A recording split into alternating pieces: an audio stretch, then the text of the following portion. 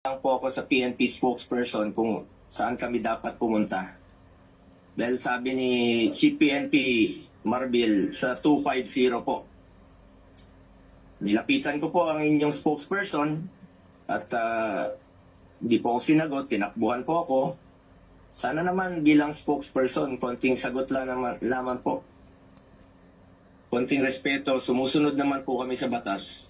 Hindi naman siguro dapat ipagkait sa atin ang respeto at higit sa lahat ang katotohanan.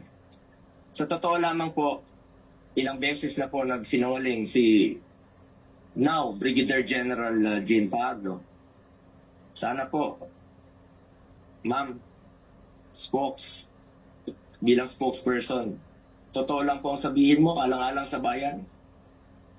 Your duty is to be loyal to our flag and to our country. Minahal namin kayo ni dating Pangulong Duterte. Sana, konting respeto lamang po. Kung nagawa niyo yan sa akin, magsinungaling, mas nagagawa niyo po yan sa ibang tao. Respeto lamang sana. Gaya ng pagrespeto at pagmamahal namin sa uniform personnel. Pangalawa,